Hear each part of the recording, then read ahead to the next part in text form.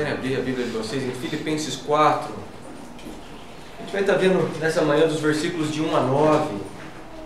Versículos de 1 a 9. O título da mensagem é A Paz de Deus, o Deus da Paz e a Estabilidade na Vida Cristã.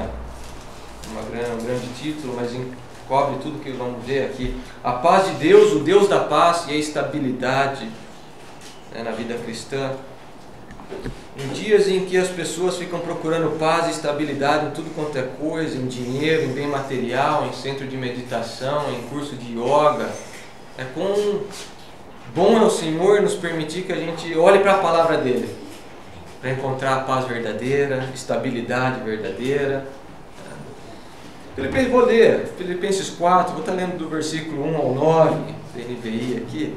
Portanto, meus irmãos, a quem amo, e de quem tenho saudade, vocês que são a minha alegria, a minha coroa, permaneçam assim firmes no Senhor, ó amados. O que eu rogo a Evódia e também a Sintique é que vivam em harmonia no Senhor. Sim, e peço a você, leal companheiro de jugo, que as ajude, pois lutaram ao meu lado na causa do Evangelho com Clemente e meus demais cooperadores. Os seus nomes estão no livro da vida. Alegrem-se sempre no Senhor, novamente direi alegrem-se. Versículo 5. Seja a amabilidade de vocês conhecida por todos, perto está o Senhor.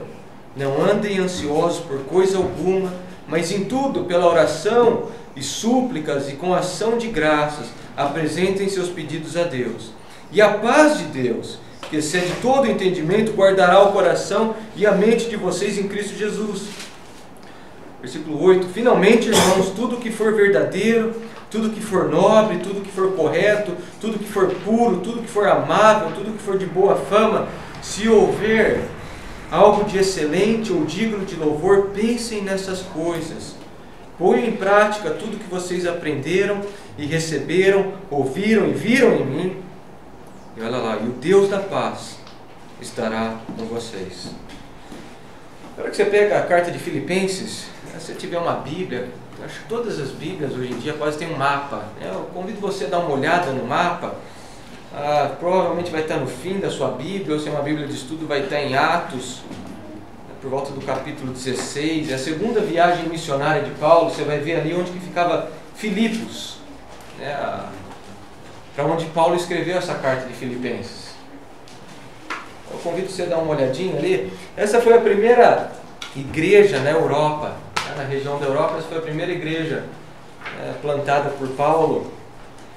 Chama essa carta aqui de uma das epístolas da prisão, ou cartas da prisão, que Paulo escreveu quando ele estava na prisão, essa carta. Sobre a cidade, algumas coisas importantes. Você dá uma olhadinha no seu mapa, ver onde que fica a cidade de Filipos.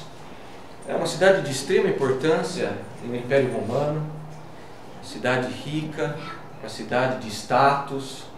O nome dela vem de Filipe II, pai de Alexandre o Grande, que conquistou ali por volta de 300 a.C. Depois, por volta de 108, 105 a.C., Roma conquistou aquela região e virou um palco de grandes batalhas ali, algumas batalhas históricas, Marco Antônio e Otávio Augusto contra Brutus e Cássio, Júlio César contra Marco Antônio e Cleópatra. Então era palco de batalhas importantíssimas no Império Romano, nessa região ali de Filipos. E ela virou uma colônia romana, eles chamavam aquilo lá de mini Itália, mini Roma até. As pessoas ali tinham a cidadania romana, as pessoas que viviam em Filipos. Eles vestiam, andavam, falavam como cidadãos de Roma. E você pode ver isso, olha lá em Atos 16, só para vocês terem uma noção, como que eles se orgulhavam nessa cidadania romana que eles tinham. Atos 16, versículo 21, quando eles vão reclamar de Paulo e Silas, começando no versículo 20, e levando-os aos magistrados, disseram: esses homens são judeus, estão perturbando a nossa cidade, propagando costumes que a nós, romanos, não é permitido acertar nem praticar. A vanglória deles em serem romanos. Eles são de Filipos, mas eles se acham de Roma. Eles falam, eles se vestem. É por isso que a hora que você começa a estudar Filipenses, você vê que Paulo bate na tecla de que eles têm que cidadania? Celestial. Vocês têm a cidadania celestial. Acorda para isso. Então Paulo, por isso a hora que você lê Filipenses, vai ver que Paulo fala muito disso, da cidadania celestial, porque eles se vangloriavam nisso. A igreja ali em Filipos, está em Atos 16, volta lá em Atos 16, que é ali que começa a igreja naquela região. E um detalhe interessante é que Paulo, Silas, Timóteo, eles não estavam indo para lá, eles nem queriam ir para lá. O que aconteceu foi que um anjo, você tem ali, começando no versículo 6 ao 10, a visão de Paulo em Troade, ele vê um anjo, o anjo fala para eles irem para Macedônia. Eles não iam para Filipos, mas o Senhor acorda Paulo, mostra uma visão, não, você tem que ir para Filipos. E a igreja é estabelecida em três fases ali, que você começa a ver em Atos 16. A primeira é que Paulo ele vai pregar para as mulheres, porque não tinha sinagoga em Filipos. Era tão romano o negócio, tinha um pouco judeus ali naquela região, que não tinha sinagoga. Era costume de Paulo ir para a sinagoga pregar, mas ele não vai porque não tinha. Então você começa a ler versículo 13, olha lá, Atos 16, 13. No sábado saímos da cidade e fomos para a beira do rio, onde esperávamos encontrar um lugar de oração. E ali eles ficam, algumas mulheres vão orar ali à beira do rio, provavelmente mulheres tementes a Deus, talvez prosélitas, ou ouviram sobre Deus, ou elas eram da religião judaica, a gente não sabe disso, mas que elas estavam orando ali a Deus, elas estavam indo ali. É ali que Paulo começa e ele prega para essas mulheres, e a primeira convertida é Lídia, versículo 14, Atos 16, 14. Uma das que ouviram era uma mulher temente a Deus chamada Lídia, vendedora de tecido de púrpura da cidade de Tiátira. O Senhor abriu seu coração para entender a mensagem. Olha que interessante. O Senhor abriu seu coração para entender a mensagem de Paulo. Então ela é a primeira convertida ali, ela leva esses homens para a casa dela, Paulo prega na casa dela, as pessoas entendem o Evangelho, se alegram, são batizados. Não sei, talvez um dia, 2 dias depois, Paulo está passando pelo centro da cidade, tem uma mulher cheia de espíritos demoníacos, cheia de demônio nela, e ela fica falando as coisas, e Paulo se irrita com ela e ordena que o demônio saia daquela vida.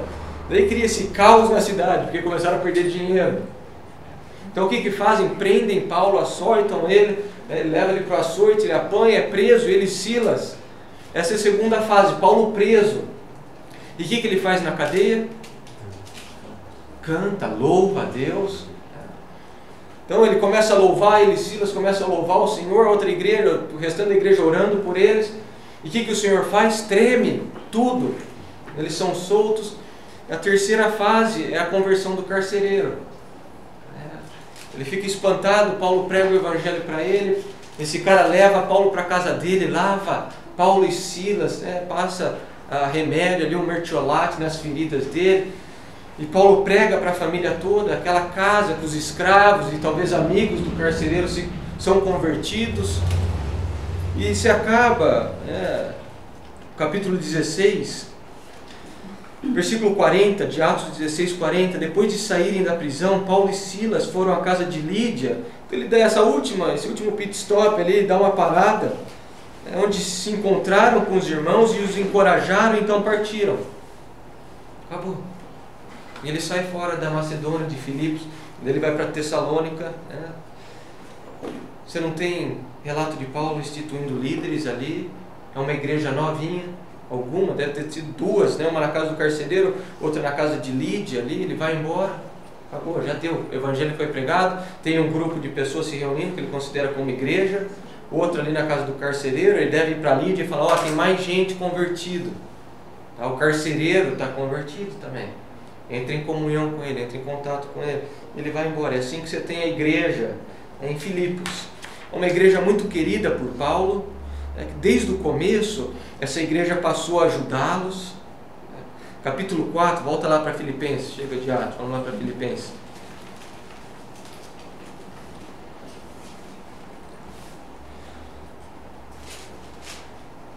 versículo 14, capítulo 4 de Filipenses, versículo 14 e 15. Apesar disso, vocês fizeram bem em participar de minhas tribulações. Como vocês sabem, Filipenses, nos seus primeiros dias do Evangelho, quando parti da Macedônia, nenhuma igreja partilhou comigo no que se refere a dar e receber, exceto vocês. Pois estando eu em Tessalônica, vocês me mandaram ajuda, não apenas uma vez, mas duas, quando tive necessidade. É uma igreja querida, porque apoiou Paulo quando ninguém mais apoiava ele financeiramente. Essa igreja estava ajudando ele financeiramente. Então você tem essa carta aqui de Filipenses, uma igreja querida por Paulo. Por que Paulo escreveu Filipenses?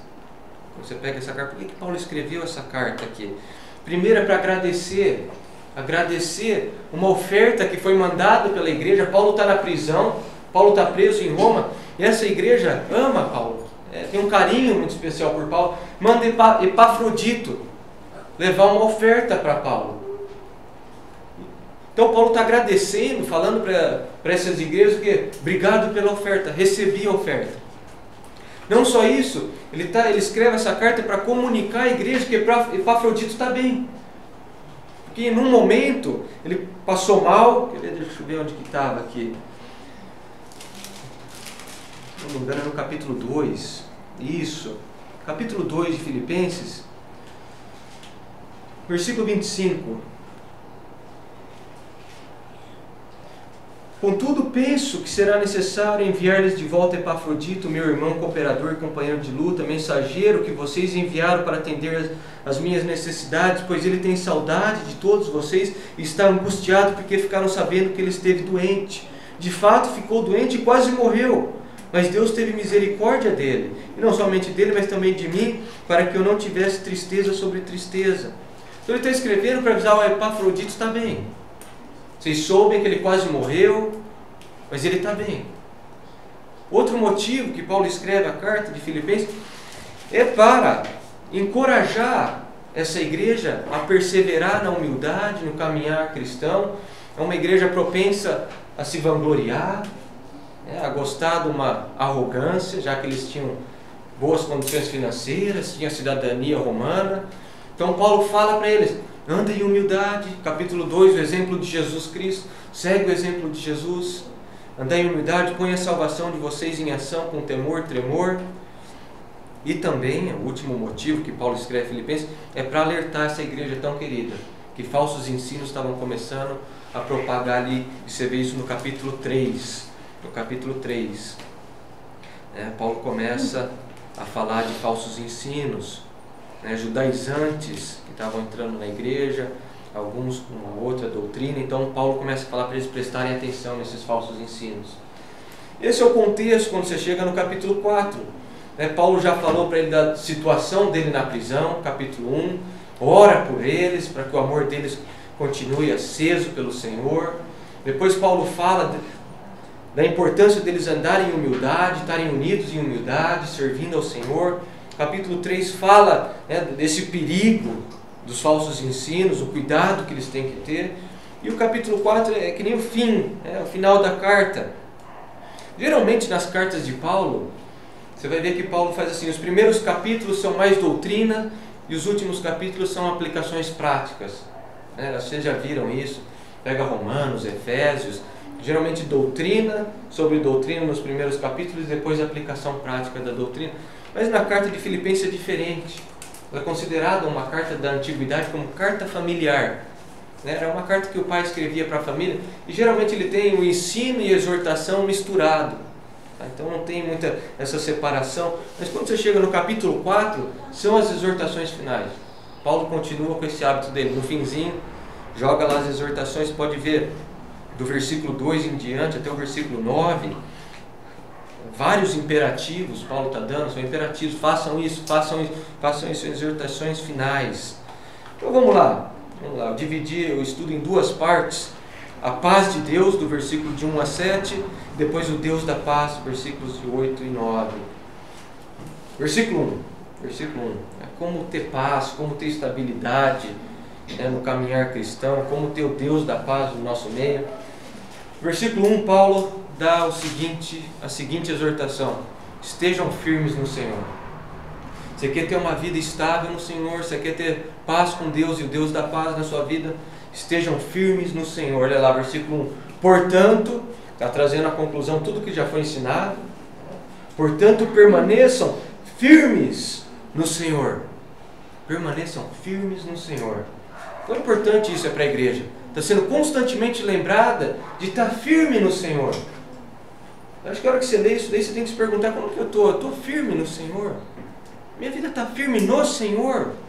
Ou está nas circunstâncias ao meu redor?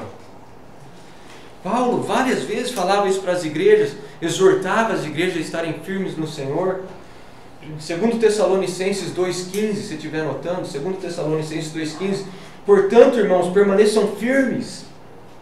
1 Coríntios 16,13, estejam vigilantes, mantenham-se firmes na fé, sejam homens de coragem, sejam fortes. Gálatas 5,1, portanto, permaneçam firmes.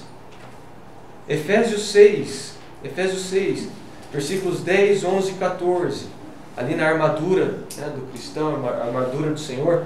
Finalmente fortaleçam-se no Senhor, no seu forte poder. Vistam toda a armadura de Deus para poderem ficar firmes. Versículo 14, assim mantenham-se firmes. Então esse é um chamado geral para todos aqui, para a igreja toda. Esteja firme no Senhor. Quer ter paz com o Senhor? Quer ter o Deus da paz? Quer ter uma vida estável? Esteja firme no Senhor. Esteja firme no Senhor. Por quê? Você começa a olhar a carta, você vai ver por que Paulo fala isso. Portanto, irmãos, estejam firmes no Senhor. Por quê? Perseguição virá sobre vocês. Tribulações virá.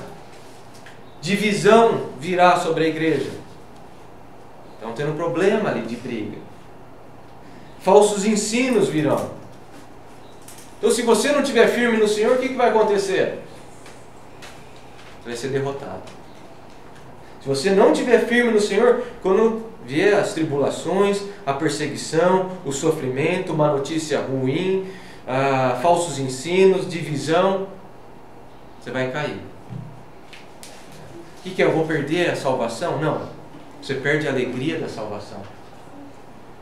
Terrível coisa é perder a alegria da salvação. Então por isso que Paulo fala, mantenham-se firmes, porque coisas ruins virão sobre vocês, como tem vindo. Então se mantenham firmes no Senhor, para vocês não serem abalados. E olha, só uma ainda, eu estava prestando atenção aqui no versículo 1, olha como que Paulo fala sobre os membros da igreja, olha como que ele fala da igreja.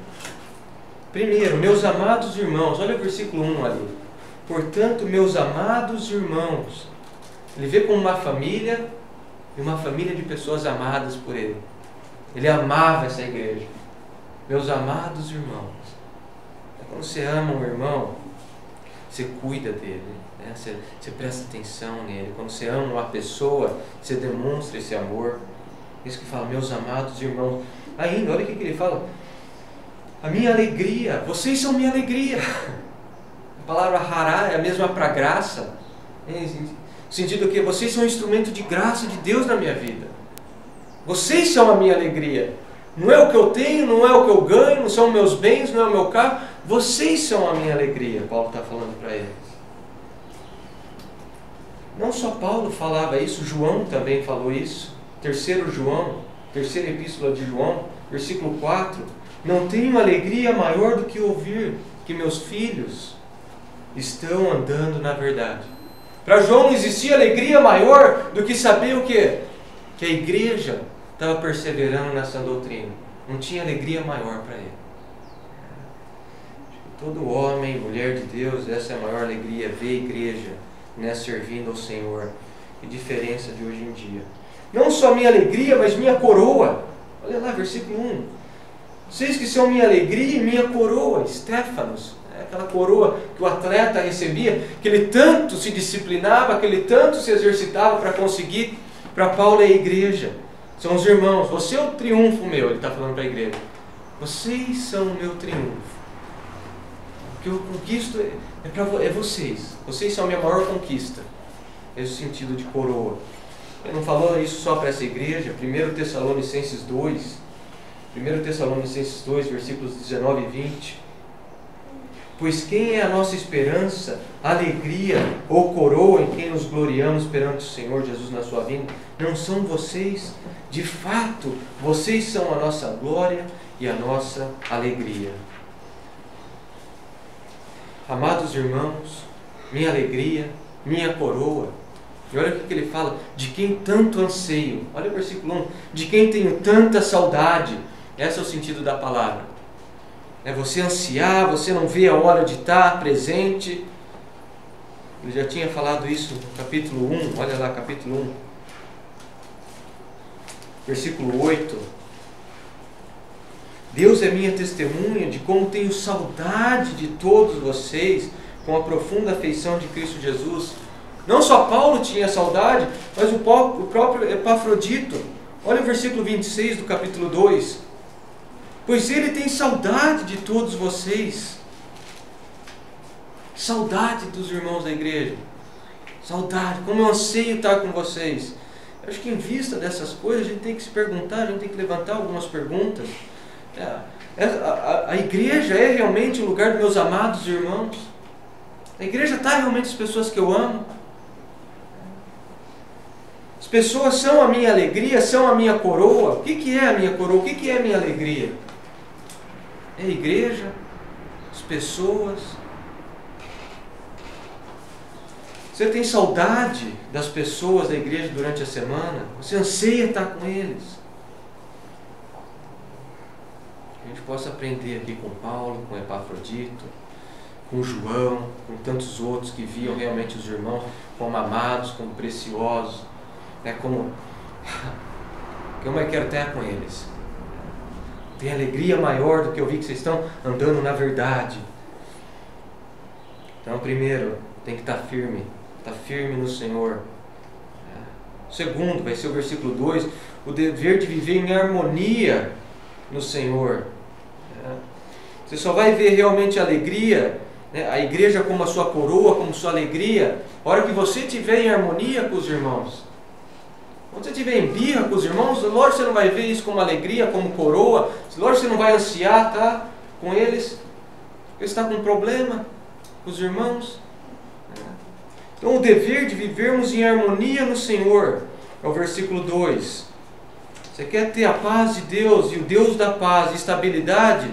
Esteja firme no Senhor, priorize as coisas que o Senhor prioriza, tenha harmonia com os irmãos da igreja no Senhor. Olha o versículo 2. O que eu rogo a Evódia e também a Sintique é que vivam em harmonia no Senhor. Epafrodito foi para Paulo levar a oferta dele e levando a oferta, Epafrodito também falou para ele, provavelmente, olha, estamos com um problema sério na igreja. A Evódia e a Sintique, a gente não sabe quem são essas mulheres, mas elas estão com sérios problemas. As duas estão brigando. F.F. Bruce, no comentário dele, ele fala assim, elas eram provavelmente membros fundadoras da igreja em Filipos e muito ativas. Então ele fala para Paulo, olha, a gente não sabe quem são elas, mas Paulo sabia, as igrejas sabiam quem eram essas mulheres. Olha, o negócio está difícil, está sem harmonia, uma está brigada com a outra. Gente, igreja primitiva era igreja pequena, era tipo uma igreja assim, às vezes menor do que essa. E uma pessoa, quando ela está amargurada com outra pessoa, no momento que ela entra, você já sente no ar. Todo mundo sente, sabe, quando tem desavença, quando uma pessoa não gosta da outra. Então é isso que Paulo está falando aqui. Eu rogo que Evódia e Sintique vivam em harmonia no Senhor. É interessante que Paulo cita por nome. Tudo que você fala do púlpito, hoje em dia as pessoas vêm te chamar a atenção depois. Você não devia ter falado aquilo de púlpito. Queridos, essa carta aqui foi lida por toda a Europa, por toda a antiguidade, até hoje é lida. E Paulo cita o nome dessas duas mulheres. Você imagina elas na igreja. E agora, seja lá quem foi, talvez Timóteo tenha chegado em Filipos com a carta, e ele lendo essa carta, e Paulo falando, o que eu rogo a Evódia e também a Sintique é que vivam em harmonia no Senhor. Você imagina a cara das duas, a vergonha das duas. Sendo lido para todos, falando aquilo de púlpito. Hoje em dia as pessoas vêm falar que Paulo era um homem sensato. Nossa, que homem rude. Citar de nome, imagina. Ele não está nem aí.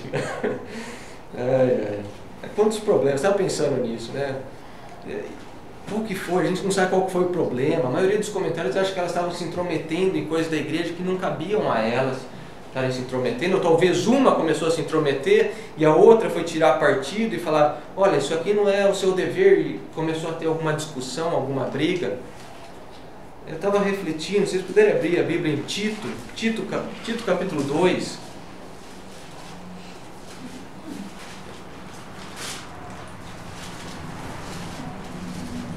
Quantos problemas tem nas igrejas por causa das mulheres estarem se intrometendo em coisas que não deveriam. Talvez se a gente refletisse, obedecesse a palavra de Deus, muitos problemas a gente evitaria. Tito 2, versículos de 3 a 5. Semelhantemente, ensine as mulheres mais velhas a serem reverentes na sua maneira de viver. Você está vendo que ela tem que ser ensinada, porque reverência não vem com a idade. A pessoa tem que ser ensinada pela palavra. Não é porque foi ficando velho que foi ficando reverente. Não. Ensine as mulheres mais velhas a serem reverentes na sua maneira de viver, a não serem caluniadoras, nem escravizadas a muito vinho, mas serem capazes de ensinar o que é bom. E o que é bom? Assim poderão orientar as mulheres mais jovens a amarem seus maridos e seus filhos, a serem prudentes, puras e estarem ocupadas em casa. Primeiramente com as coisas em casa. Não com as coisas da igreja, primeiramente, não com as coisas da internet, da casa dos outros, mas em casa. E a serem bondosas, sujeitas aos seus próprios maridos, a fim de que a palavra de Deus não seja difamada. Quantos problemas seriam evitados? É isso que Paulo está falando aqui. Chama a atenção dessas duas mulheres. Olha como que ele fala: eu rogo. É interessante essa palavra, paracaléu. Ela era usada tanto no meio jurídico como no meio militar. E o sentido aqui, pelo contexto, é de um sentido militar mesmo. É como Paulo sendo um comandante, né, e dando a ordem, que é a mesma palavra em Romanos 12.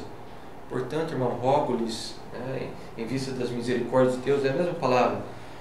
Que elas, o que o comandante está rogando aqui, está ordenando? Que elas vivam em harmonia no Senhor. Essa palavra harmonia é uma palavra difícil, você vai ver dependendo da versão que você tem, vai ser mesmo sentimento ou concordar. O que Paulo está orientando é que essas mulheres concordem, tenham harmonia, tenham o mesmo sentimento, o que uma com a outra? Não, no Senhor. Elas não vão conseguir fora do Senhor. Por isso que ele fala, no Senhor. O Senhor Jesus tem que ser o objeto primário de vocês. Primeira coisa que vocês têm que colocar é Jesus acima das suas vontades. Que elas vivam em harmonia no Senhor. Não vai achar harmonia fora do Senhor. É só quando colocar o Senhor que as pessoas vão entender que Jesus é Senhor e você é um mero escravo. E como escravo, a sua vontade tem que estar debaixo da vontade do Senhor. E você vai ver como que vai ter mais harmonia ali, a hora que você começa a ver as pessoas ao seu redor como escravos, co-escravos seu. E assim como você não tem vontade, e tem que prevalecer a vontade do Senhor. É por isso que ele fala que vivam em harmonia no Senhor. Spurgeon, comentando aqui, ele fala assim: é impossível dizer o quanto pode vir ferir uma igreja quando dois membros estão em inimizade. Podem ser pessoas desconhecidas, podem ser mulheres cristãs, mas elas não podem trabalhar debaixo de uma desavença sem fim. E portanto a coisa mais desejável é que rapidamente essas pessoas se reúnam novamente em paz e unidade no Senhor. Realmente, fere muito a igreja. Versículo 3, ele continua ainda, nesse dever de viver em harmonia. Olha lá, sim, e peço a você, leal companheiro de jugo, que as ajude, pois lutaram ao meu lado na causa do Evangelho. E aqui é também difícil de você compreender se esse companheiro de jugo é um nome próprio. Alguns comentários acreditam que era uma pessoa. Então a palavra grega, porque companheiro de jugo é uma palavra só. susugós. Então poderia ser, Paulo fala assim, peço a você, leal susugós. Uma pessoa lá da igreja, um líder da igreja. Outros acreditam que esse leal companheiro seja Lucas. A gente não dá para saber. Mas o que o texto deixa claro é que tem que ter gente na igreja ajudando essas pessoas que estão em inimizade, que estão em briga uma com a outra.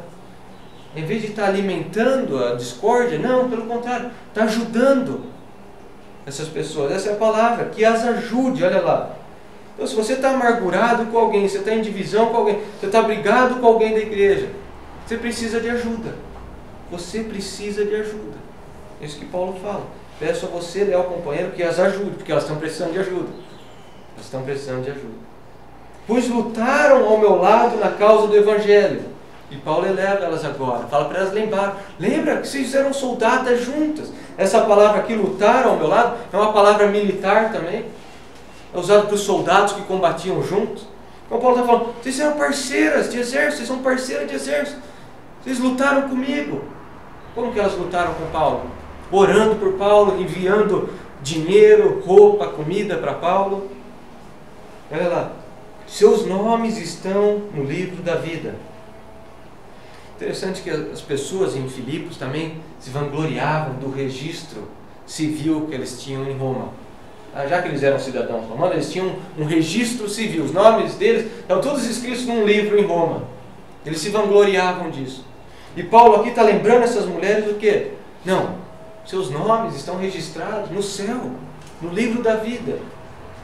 Cidadania de vocês é celestial, vocês têm que viver como cidadãos celestiais.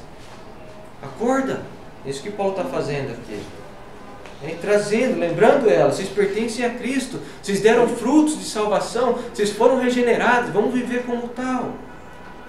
MacArthur, comentando aqui, ele fala assim, andar com a amargura é desastroso, não só espiritualmente, mas fisicamente. A vida verdadeira em Cristo ama verdadeiramente. Se há alguém que você não ama, você precisa passar mais tempo em seus joelhos, pedindo a Deus para ajudá-lo a amar essa pessoa. Então você deve ir para aquela pessoa e pedir perdão por não amá-la. Essa é a coisa mais saudável que um cristão pode fazer em sua vida. Quantos estão dispostos a fazer isso? Interessante que 1 João fala assim, se você diz que ama a Deus, mas você não o quê? Ama o seu irmão, o que você é? Mentiroso. Você vê, é exatamente isso. Tem que estar em harmonia no Senhor, tem que estar amando um ao outro no Senhor. Interessante como que Paulo usa os títulos para os cristãos aqui do versículo 1 ao 3, olha lá, dá uma olhadinha no versículo 1, amado irmãos, vendo uma família, coroa, alegria, soldados, lutaram comigo, cooperadores, pessoas que trabalharam tudo juntos, tudo sentido que é de unidade.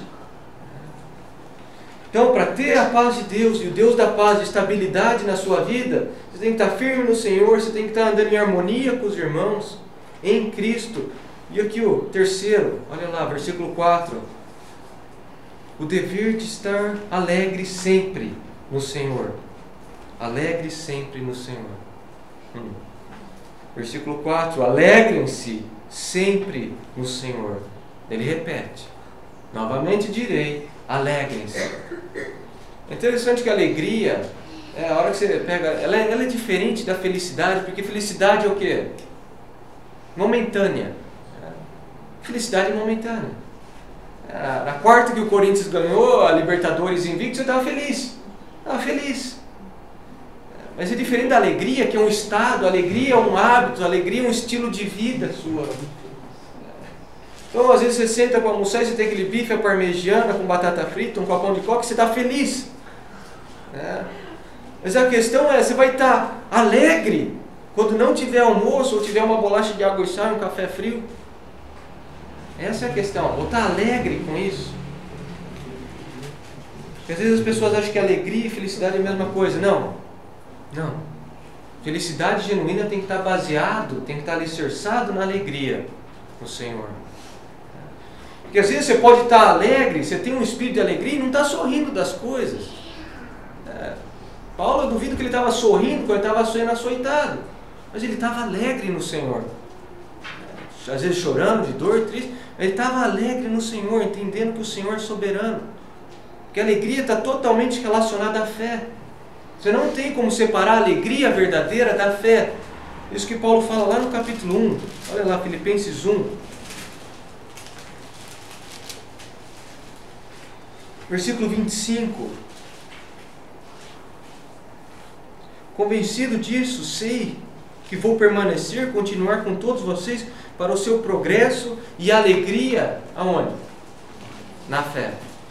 E alegria na fé. É por isso que ele fala, capítulo 3, versículo 1.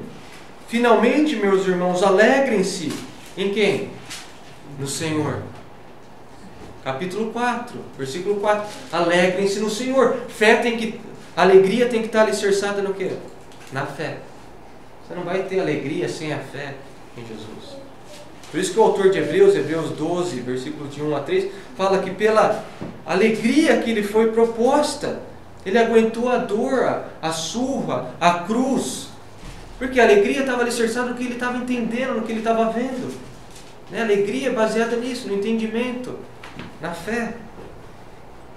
A ESV Study Bible, comentando aqui, fala assim: a alegria que Paulo ordena não se trata de uma felicidade que depende da circunstância, mas sim de um contentamento profundo no Senhor, alicerçado na confiança no Deus vivo e soberano. Por isso essa alegria está sempre disponível, até mesmo nos momentos difíceis.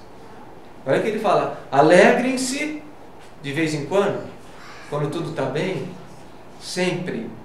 Onde que Paulo estava quando ele escreveu essa carta?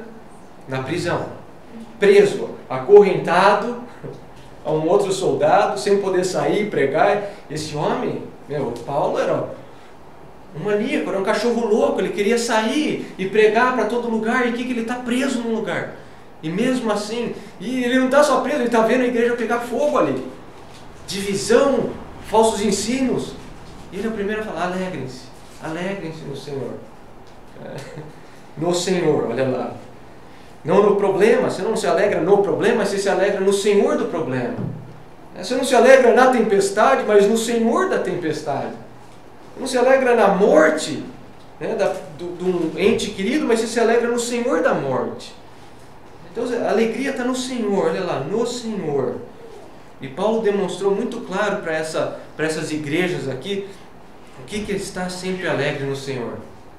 Quando ele foi preso, ele foi açoitado, e a gente sabe que o açoite ali era realmente abria todo o corpo da pessoa. O que ele faz? Logo depois que ele é acorrentado, um pedaço de pau, ele e Silas começam a louvar o Senhor, a orar, a agradecer, mostrando a alegria deles. No Senhor, alegre-se no Senhor. Abacuque, se você puder abrir a Bíblia de vocês em Abacuque, um dos profetas menores. Abacuque capítulo 3. Você vai ver de onde que Paulo tira essa teologia da alegria no Senhor, independente da circunstância.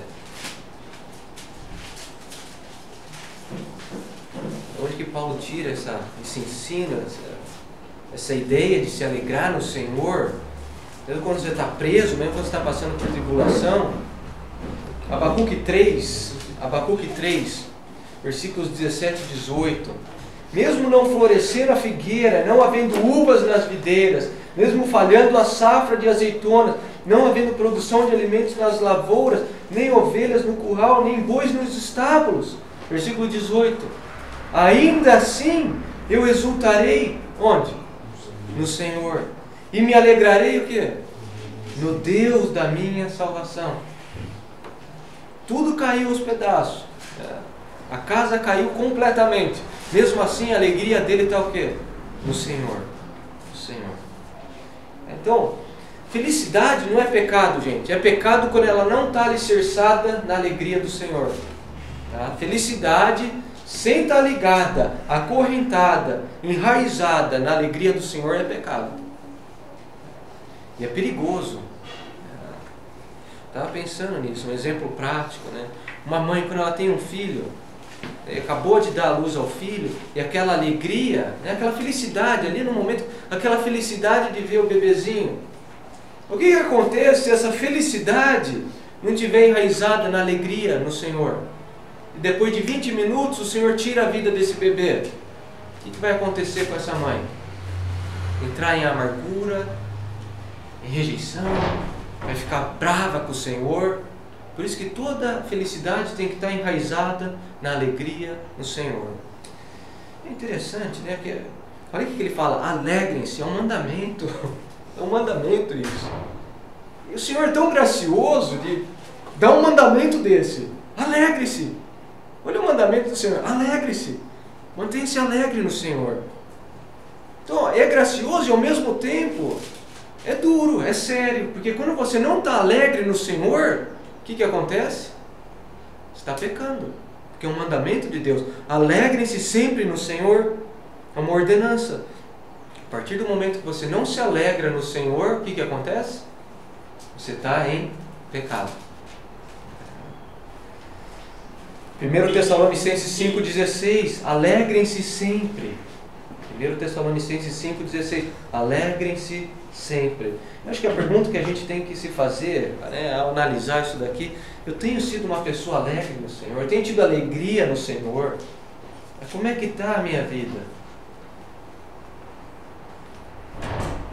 Então a gente viu o dever de estar firme, o dever de estar em harmonia, o dever de estar em alegria no Senhor. Olha o versículo 5, o dever de sermos amáveis. Seja a amabilidade de vocês conhecida por todos. Perto está o Senhor. E essa é mais uma daquelas palavras difíceis de ter uma tradução para o português. Eu peguei um livro de linguística do grego, ele traduz assim, é uma prontidão, olha só como que não tem uma palavra só para traduzir, é uma prontidão humilde e paciente, capaz de submeter a pessoa à injustiça, desgraça e maltrato, sem ódio e amargura, mas confiando no Senhor.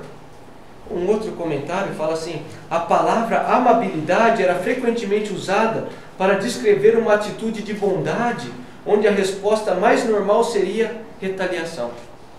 Essa palavra que Paulo está usando aqui.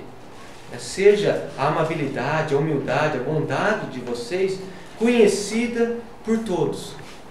Não só alguns poucos que podem ver isso. Triste coisa é quando, olha, 2 fulanos sabem que eu sou bom, que eu sou amável. Não, seja conhecida por todos a amabilidade sua. Não é só pela sua avó e pela sua mãe, mas todos têm que conhecer a sua amabilidade. Perto está o Senhor, olha lá, perto está o Senhor, Ele não está escondido, Ele não está longe, Ele está perto, para te ajudar a você ser paciente, a ser humilde, a ser amável. Ou então, se você quiser entender essa frase como perto da vinda do Senhor, você também pode interpretar, tanto faz. Eu vejo mais como Paulo falando, perto está o Senhor, quer dizer, Ele não está longe, Ele está perto da gente para nos ajudar. Alguns interpretam como o Senhor está voltando, e pode ser. Então, quer dizer, a volta do Senhor está próxima. Você não tem tempo a perder, a ficar em amargura com os irmãos, a ficar querendo retaliar. Não. É hora de se alegrar no Senhor, de ser amável, de ser humilde, de ser paciente. Porque perto está o Senhor. E já que o Senhor está próximo, olha o versículo 6.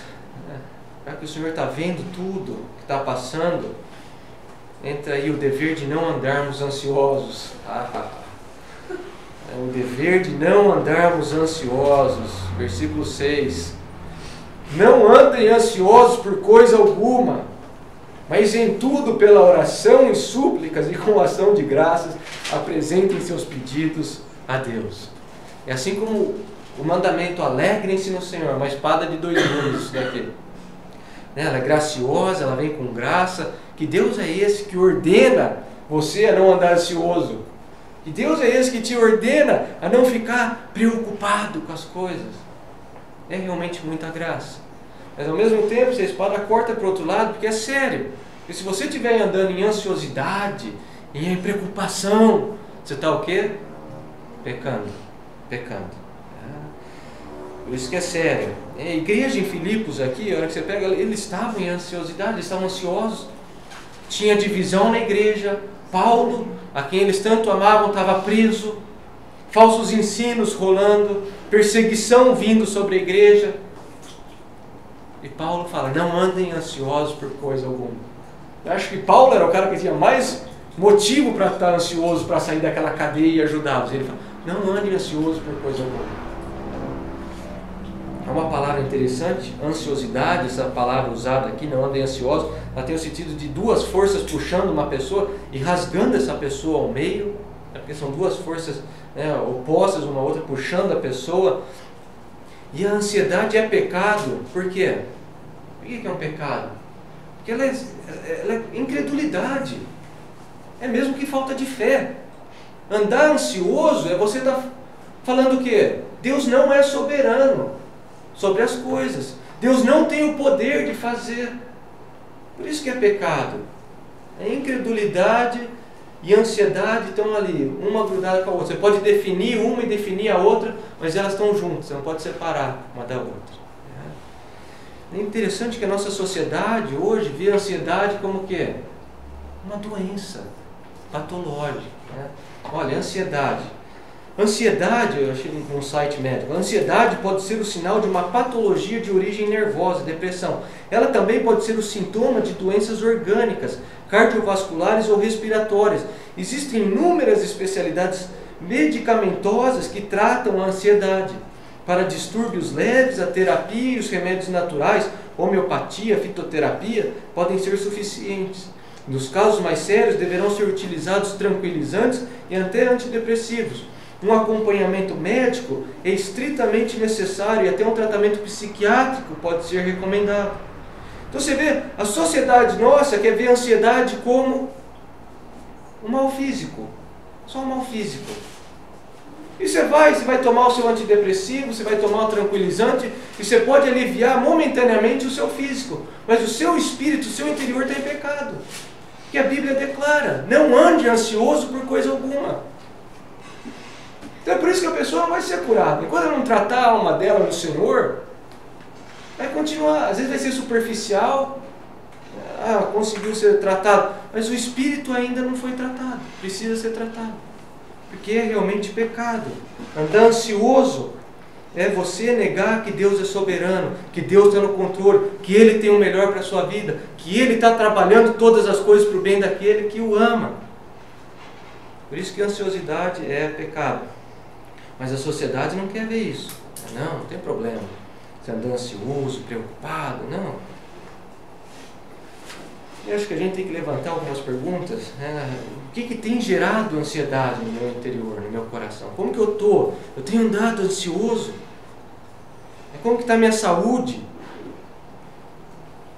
Porque as pessoas não vão ser atraídas por pessoas ansiosas. O Evangelho não é atraente. Vai conversar com uma pessoa, estou a mil, ferida no estômago, não sei, tudo nervoso. Isso aí não atrai o Evangelho. Não atrai, não é atraente o Evangelho. Jesus não estava assim. Ele sabia que ele ia morrer, a pior morte. Você não vê Jesus tendo que tratar de úlcera, de remédio, porque ele está tão nervoso. Não é verdade? Por quê? A confiança no Pai. Está tudo sob o controle do Pai. Eu recomendo que vocês leiam Mateus 6, do versículo 25 ao 34. Você tem o maior discurso ali de Jesus falando sobre preocupação e ansiedade. Ele vai repetir no mínimo 6 vezes ali. Não andem ansiosos, não fiquem preocupados. Olhe para o passarinho, olhe para a ave, como a gente cantou aqui. Olhe para a natureza, olhe e reflete. Se Deus está cuidando dessa pombinha, quanto mais de mim. Deus tem cuidado da grama, quanto mais da minha vida. Mateus 6, do versículo 25 ao 34. Então, qual que é o remédio bíblico para essa doença hoje em dia chamada ansiosidade? Olha lá, versículo 6. Mas em tudo, pela oração e súplica e com ação de graças, apresentem seus pedidos a Deus. Olha o contraste. Olha aí na Bíblia de vocês, no versículo 6, o contraste. Não fiquem ansiosos por nada, ansiosidade e nada, e daí você tem o contraste de tudo e oração. Tudo e oração. Ansiosidade reflete o quê? Falta de fé. Oração é o quê? O oposto. Oração é feita pela fé. Então é isso que Paulo está tratando aqui. Pela oração, olha lá, essa oração engloba tudo. É o sentido geral de oração ensinado por Jesus em Mateus 6. A oração do nosso Senhor engloba adoração, louvor, agradecimento, pedido de perdão. Essa é pela oração. A súplica faz parte dessa oração. Então, enquanto a oração ela é mais genérica, ela é mais abrangente, a súplica já entra no mais específico, mais individual.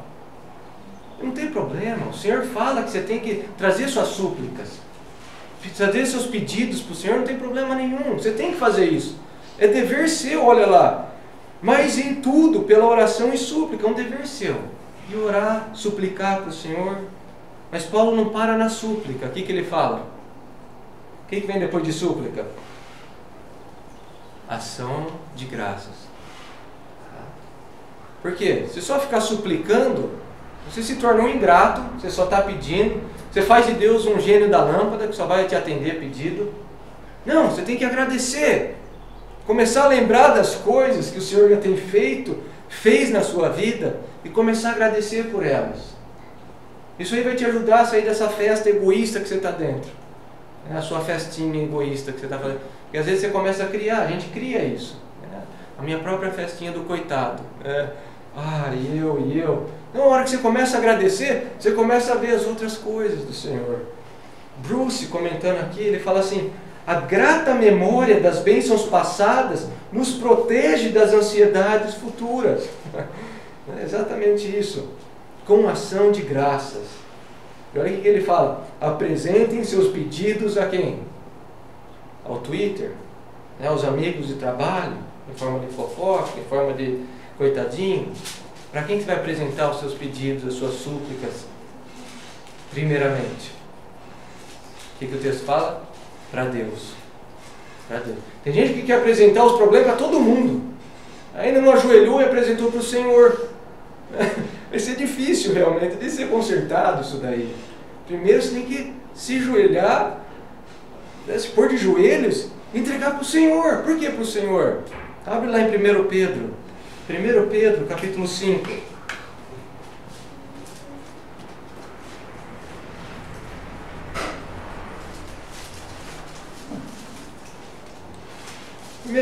Primeira carta de Pedro, capítulo 5, versículos de 6 a 7. Olha como Pedro fala: humilhar-vos, pois, debaixo da potente mão de Deus, em oração, em súplica, em ação de graça, lançando sobre Ele toda a vossa o quê? Ansiedade. Para Deus primeiro. Por quê? Agora ele explica. Porque Ele tem cuidado de vocês. Ou então, se você quiser traduzir, porque Ele se importa com vocês. Não é postando os seus problemas, falando para os outros primeiro. Primeiro para Deus, porque Ele é o primeiro que se importa com você. Tem cuidado de você. Então apresente seus pedidos a Deus. E olha só, olha a consequência. Mas antes disso, levanta a pergunta: eu tenho orado? Eu tenho levado as minhas súplicas ao Senhor primeiramente? Ou eu tenho andado em ansiedade, acumulando nervosismo para mim, preocupação, estresse? Começa a ir até no corpo o estresse. Ou eu tenho apresentado, me posto de joelho, em oração, em súplica, em agradecimento, lembrando que o Senhor está perto, que Ele está me vendo, Ele está me ouvindo. E olha a consequência maravilhosa desse mandamento no versículo 6. O versículo 6 é a raiz, olha o fruto agora no versículo 7. E a paz de Deus, que excede todo entendimento, guardará os seus corações e suas mentes em Cristo Jesus. Uma vez que você para de ficar se estressando, você para de ficar andando em ansiedade, mas entrega ao Senhor em oração, em súplica, em agradecimento, aí você tem, olha lá, e a paz de Deus. E, uma consequência do versículo 6. Está ligando as duas orações. E a paz de Deus. O que é essa paz de Deus? né, a paz que a gente vê hoje em dia, né, de meditação, eu estou em paz. Não é isso que ele está falando aqui. A paz de Deus, primeiramente, é a paz que a gente tem com Deus. Romanos 5:1. Visto que vocês foram reconciliados com Deus por meio da fé, vocês têm o quê? Paz com Deus. A NVI, a Bíblia de Estudo, tem um comentário interessante. Fala assim: essa paz não é meramente um estado mental psicológico, mas uma tranquilidade interior baseada na paz com Deus. O estado pacífico daqueles que são perdoados. E aí você começa a entender, a sua paz com Deus começa a gerar a paz de Deus dentro de você. E Deus é realmente um ser pacífico. Deus é um ser de paz. No sentido do quê? De que Ele não está em estresse. Deus não está em constante estresse. Você não vê Deus estressado, tomando omeprazol por causa da situação política que está hoje em dia, por causa da situação financeira. Você não vai ver Deus assim. Deus é um Deus de paz. Por quê? Porque está tudo debaixo da mão dEle, está tudo sob o controle dEle. Por isso que Ele não fica estressado. Você não vai ver Deus num estado caótico. Essa teologia do teísmo aberto, que Deus não sabe o futuro, isso aí você cria um Deus caótico, um Deus que está tomando remédio para úlcera, porque está tão preocupado. Mas não, Deus não é assim. Deus é um Deus de paz, no sentido que Ele tem tudo sob o domínio dEle, está tudo na mão dEle. E é essa paz que o mundo tanto busca e nunca vai ter. João 14, versículo 27. João 14, versículo 27. Deixo-lhes a paz. A minha paz lhes dou. Não dou como o mundo a dá. Não se perturbem os seus corações, nem tenham medo. Exatamente isso. A paz de Deus é reconhecer que você está reconciliado com esse Deus. Que você é filho desse Deus por meio de Jesus Cristo. É isso que Paulo fala em Romanos 5, Romanos 8. Agora você é adotado por Deus. Você é filho desse Deus que tem tudo na mão dele. Você está em paz com Ele. Como não ter a paz desse Deus na sua vida? Você não vai ter mesmo, você ficar estressando, se você não entregar em oração, se você não vê Ele como um Pai que se importa com você. Olha como que Ele fala dessa paz, olha o adjetivo. A paz que excede todo o entendimento. Excede mesmo o entendimento humano, porque ela é uma paz divina, ela é sobrenatural, ela é de Deus. Por isso que passa do entendimento humano. O homem não consegue entender. Pô, como que você está passando por isso? Você está em paz? Como isso? Você está em alegria no Senhor? Olha a situação da sua vida. Porque é a paz de Deus que o mundo não conhece, o mundo não consegue ter essa paz. Olha que ele continua. E a paz de Deus que excede todo o entendimento guardará os seus corações e as mentes. E essa palavra guardará é mais uma jogada de Paulo. E essa palavra era usada militarmente. Para uma pessoa que era guardada por um soldado romano. O que ele está? Ele está sendo acorrentado, ele está sendo guardado por um soldado romano. É isso que ele está falando aqui. Quando se entrega todas as coisas, por meio da oração ao Senhor, o que vai te prender, o que vai te controlar, o que te vai dominar, não é os fatores externos, não é esse soldado aqui do meu lado, mas é a paz de Deus, é o príncipe da paz que está realmente me guiando, me controlando, me governando. Guardará os seus corações e suas mentes, o ser todo da pessoa. O coração, a mente. Quando a pessoa for falar alguma coisa, na situação, ela não vai falar palavras de estresse, de tribulação, ela vai falar palavras de conforto, de alegria, de paz. Por isso que eu falei, pessoa que vive atribulada, você não quer nem conversar com a pessoa, porque é só bucha que vem em cima de você. Nossa, eu estou por aqui, meu, está saindo coisa aqui, eu não consigo, você nem pergunta mais como que a pessoa está. Não atrai mesmo. A hora que você está sendo guardado pela paz de Deus, as palavras suas, você está no pior caos que tem, e as suas palavras ainda são palavras que são diferentes. As pessoas ficam até assustadas. E olha lá, em Cristo Jesus, mais uma vez, em Deus, no Senhor, em Cristo Jesus. Essa paz verdadeira aqui é só em Cristo Jesus, é só no príncipe da paz. Não tem uma gota de paz fora de Jesus. As pessoas tentam tirar a arma das pessoas para trazer paz, tenta fazer marcha da paz, tenta fazer concílio da paz, reunião da paz. Isso aí não vai trazer paz nenhuma. O que traz paz é o Evangelho de Jesus Cristo. Só isso, só. É triste você ver tantos pastores hoje em dia, né, entregando as pessoas a psicólogos, a psicanálise e a tratamentos, quando o que ele devia estar fazendo é falando do Evangelho. Falando do Evangelho de Jesus Cristo, da soberania de Deus, da graça de Deus, da glória de Deus. Mas não, as pessoas ficam entregando as pessoas que estão por crise, que estão em ansiedade, em dificuldade, tudo para o mundo. E não vão achar paz nenhuma nesse mundo. Então, às vezes as pessoas vêm falar para mim, eu falo, o que a gente pode fazer é sentar, ler a palavra e orar. Só isso? Só isso? Tudo isso é apontar você para o príncipe da paz, para guardar o seu coração, guardar a sua mente, porque se a gente não acreditar nisso, pode fechar e parar. E o Deus da paz, então a gente viu a paz de Deus e agora o Deus da paz, olha lá, versículo 8, de versículo 8 a 10. Finalmente, Paulo gosta, às vezes você vê eu falando assim, olha, para encerrar, eu continuo, para encerrar isso que Paulo faz às vezes, ele fala, finalmente, chama a atenção, as pessoas, ufa, agora vai acabar. Olha, ele já tinha falado, olha lá no capítulo 3, versículo 1, finalmente, meus irmãos, quer dizer, todo mundo achou que ele ia acabar, ele já escreveu mais um monte de linha, agora ele vem no finalmente de novo.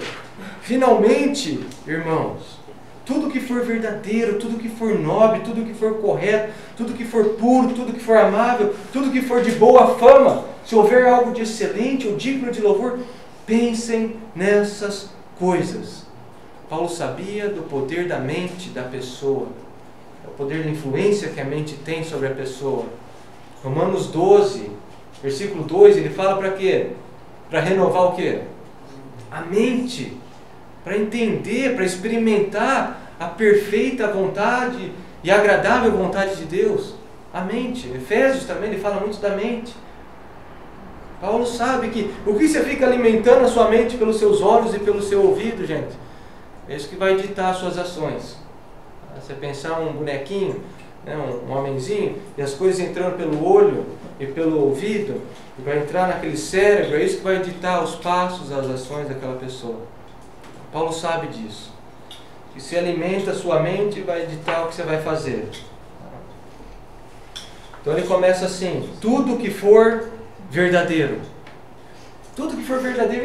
Não é interessante que a maioria das preocupações e ansiedades nossas estão relacionadas com coisas que nunca aconteceram e nem acontecerão? Estava lendo um estudo numa universidade dos Estados Unidos, o cara falando exatamente isso. As pessoas entram em depressão e ansiedade com coisas que nem vão acontecer.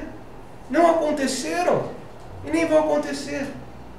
Então o que é? Isso aí é verdade? Não. Eles estão focando a mente em coisas irreais, em fantasias, em ilusões que elas mesmas criam. Por isso que Paulo fala, tudo que for verdadeiro. E o que é verdadeiro? João 17:17. Santifica-os na sua verdade. Sua palavra é a verdade. Palavra de Deus. Tá? A internet é só mentira, um monte de mentira. A TV é um monte de mentira. Você vai sair com seus amigos do trabalho, da escola, é um monte de mentira que contam. Você tem que estar realmente focado na palavra de Deus. Louvores ao Senhor. Isso sim, é colocar a mente no que é verdadeiro. Não só verdadeiro, mas nobre. Olha lá. Tudo que for nobre. Essa palavra também é uma palavra que tem o sentido de algo honroso, respeitável, inspirador. Acho que a pergunta que a gente tem que fazer, eu tenho colocado coisas nobres, respeitáveis na minha mente? Essa palavra ela é usada em Tito 2, versículo 2. Tito 2, versículo 2. Paulo diz assim, ensine os homens mais velhos a serem sóbrios, dignos de respeito. E essa palavra aqui, serem nobres, respeitados. Então, quer dizer, você tem que ensinar as pessoas a isso, a buscarem isso. Tem que buscar essa nobreza, essa seriedade. 1 Timóteo 3, quando Paulo está qualificando os diáconos e as esposas dos diáconos, ele fala assim, Versículo 8, 1 Timóteo 3, versículo 8. Os diáconos igualmente devem ser dignos. E essa palavra aqui, nobre. Homens de palavra, não amigos de muito vinho, nem de lucros desonestos. Ele passa para o versículo 11, para as esposas. As mulheres igualmente sejam dignas. Então, que todos aqui anseiem serem nobres, serem respeitados. A Bíblia encoraja você a desejar isso, a buscar isso. Paulo diz para Tito, ensina os homens mais velhos a buscarem isso, a serem respeitados, a serem honrosos.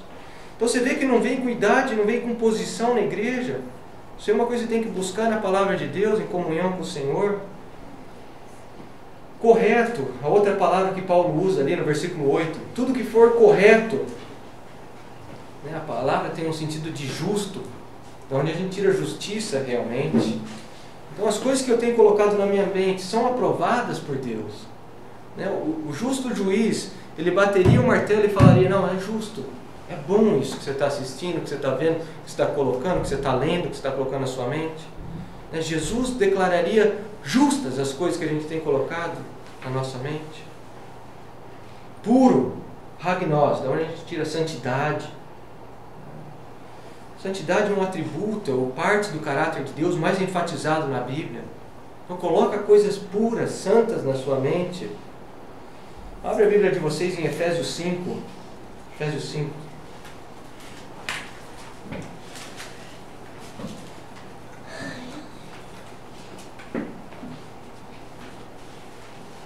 Versículo 3. Entre vocês não deve haver nem sequer menção de imoralidade sexual, nem de qualquer espécie de impureza, nem de cobiça, pois essas coisas não são próprias para os santos. Olha lá, santos. Não haja obscenidade, nem conversas tolas, nem gracejos imorais, que são inconvenientes, mas ao invés disso, o quê? Ação de graças. Eu estava conversando com quem... o que está acontecendo hoje nesse meio reformado, pessoas que se dizem calvinistas, se dizem acreditar na doutrina da graça e falando palavrão, e contrário do que a gente vê em Efésios 5, com piadas sujas, com gracejos imorais. Gente, fora disso, não tem que ter nada a ver com isso. Não devia nem estar rindo dessas coisas. Quanto mais postando em site, na internet, essas coisas. Não, tem que pensar no que é puro, no que é santo, de acordo com o padrão de Deus. Mas um amável, algo agradável, algo que faz bem a todos. Eu tenho colocado essas coisas na minha mente, é isso que eu tenho pensado, que eu tenho alimentado a minha mente. Tudo que for de boa fama, se houver excelência ou digno de louvor, onde você vai encontrar isso daqui? Onde você vai encontrar algo digno de louvor, algo com excelência? Você na novela da Globo, na novela da Record, nos programas da Record, você não vai achar isso na TV, primeiramente. Tá? Você não vai achar isso na internet, você não vai achar isso em revista. É na palavra de Deus. Em livros bons de cristãos, de teologia, aí que você vai estar realmente colocando a sua mente tudo que for de boa fama, se houver silêncio, ou digno de louvor. Olha como que ele fala, pense nessas coisas. A palavra grega ali é para lógica. Usa o seu raciocínio, estuda essas coisas. É isso que Paulo está falando. Estuda essas coisas, põe a sua mente nessas coisas. Versículo 9. Tudo que vocês aprenderam, receberam, ouviram e viram em mim, põe em prática. Não fica só pensando nas coisas, mas coloca em ação agora. Começa a alimentar com coisa boa e você vai ver como que vai ser realmente colocado em prática essas coisas. Olha como que ele encerra. E o Deus da paz estará com vocês. Não só a paz de Deus, mas o Deus da paz vai estar com vocês. A gente viu no versículo 7, e a paz de Deus. E aqui a gente vê que o Deus da paz vai estar com a igreja, com cada um de vocês, através do Consolador, através do Espírito Santo, confortando, consolando. Que maravilhoso é isso. É difícil, mas a hora que a gente começar a se disciplinar, a pôr em prática essas coisas aqui, e começar a ver que a paz de Deus está na nossa vida, e não só a paz de Deus, mas o Deus da paz está no nosso meio, andando entre nós, nos guiando, nos guardando, como o soldado romano guardava a pessoa. Que maravilhoso é isso. É interessante que O Deus da paz, ele fala nele. Em Êxodo 15, vai lá em Êxodo 15, versículo 3.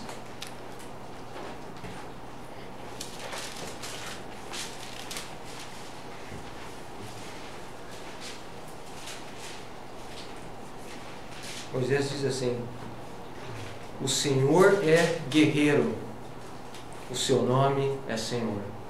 Ele é guerreiro. O Senhor dos exércitos, ele é chamado. Jesus é visto em Apocalipse como um guerreiro, uma espada, um manto.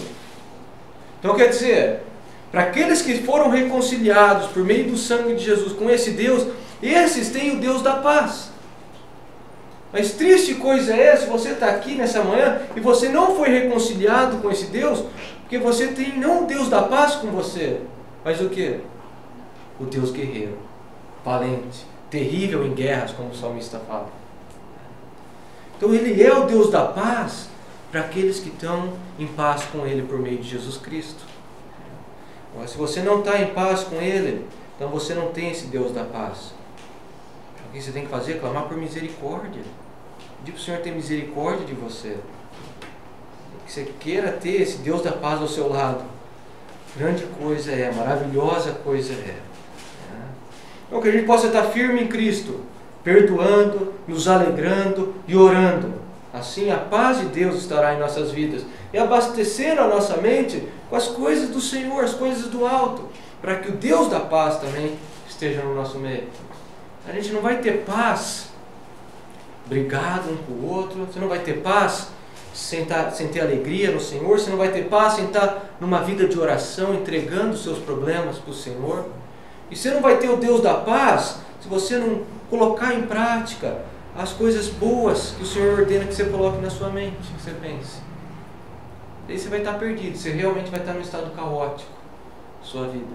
Mas não, a hora que a gente obedece a palavra, a gente não tem só a paz de Deus, a gente tem o Deus da paz. E isso traz estabilidade para a vida do cristão. Amém?